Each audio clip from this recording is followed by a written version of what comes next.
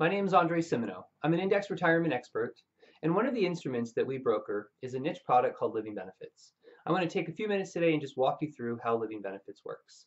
And I want to use life insurance as an example. What life insurance is supposed to do is, well, if life insurance lived up to its name, it really should be called death insurance, right? Because you and I have to die to get the money. And the purpose of life insurance is if something happens to me, I don't even get the money. The money goes to my beneficiaries, maybe my spouse, my kids. What life insurance is supposed to do is it's supposed to put 10 years of my income, pay it to my wife if something happens to me. It's supposed to pay $100,000 per child into a college account. It's supposed to pay off my debts, pay off the mortgage on my house, and then put $50,000 in a savings account so that my wife can bury me and take her new husband on an amazing vacation. That's life. That's what they call life insurance, but it's really death insurance. If you're like me, life insurance is one of those pieces that you probably never bought because you're not going to die. And I want to use Living Benefits as an example, using life insurance to describe it. So the way Living Benefits works is like this.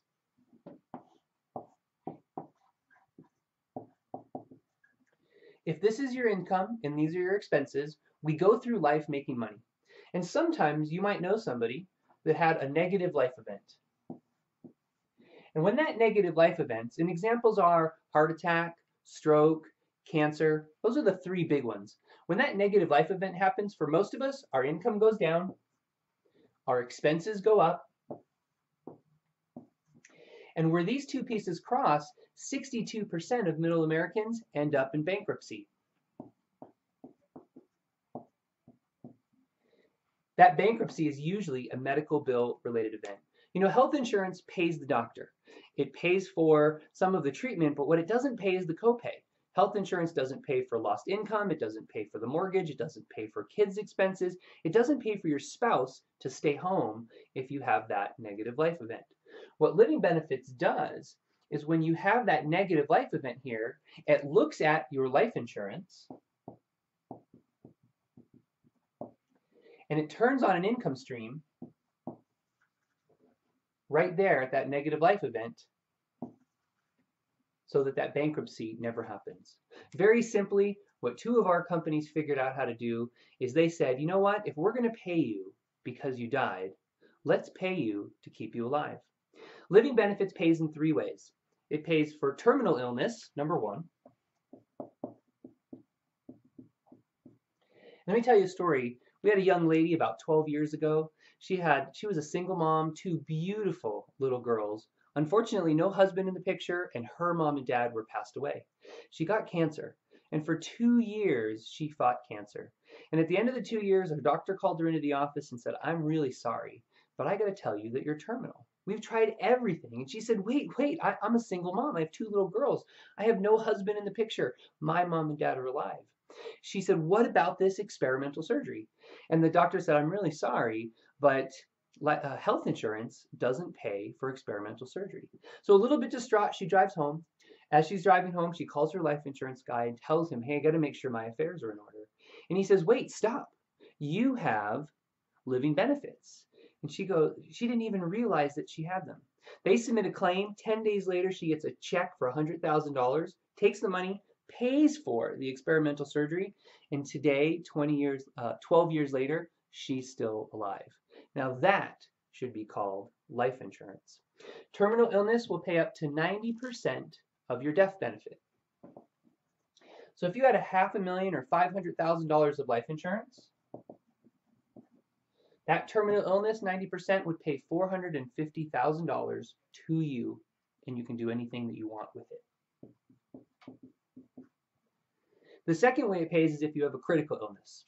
Critical illness is heart attack, stroke, cancer, cognitive impairment, ALS. If you're riding down the road on your bike and you fall and you hit your head and you're loco la cabeza.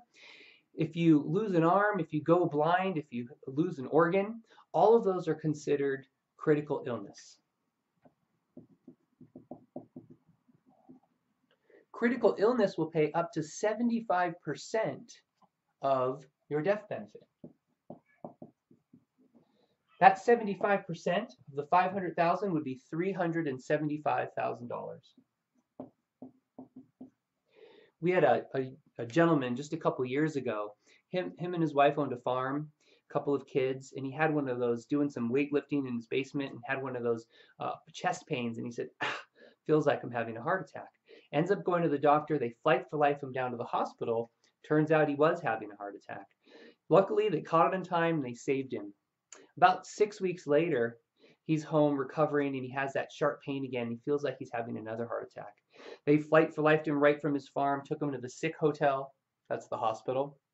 And he wasn't having a heart attack that time, but now he had these big giant pile of bills. Well, that heart attack triggered his living benefits. So he was able to go into his life insurance and access up to 75% of his money in order to pay for all of those bills and the parts that the health insurance didn't cover. And as a business owner owning a farm, he didn't have health insurance. And so this was an amazing piece for him to not end up financially upside down. The third way it pays out is for chronic illness. Chronic illness is if you can't do 2 of your 6 activities of daily living. It's a lot like long-term care. If you can't 2 of your 6 activities of daily living, for example, if you got in an accident and you're now in a wheelchair and you can't feed yourself, that triggers the 2 of the 6, triggers the chronic illness, and that gives you access to 2% of that number.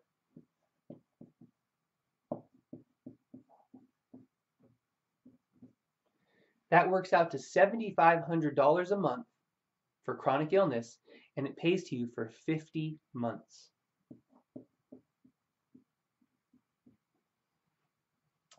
That's what living benefits does. The fourth thing that it does is, of course, it pays if you die. One of the things that we know is that these terminal, these critical, these chronic illnesses,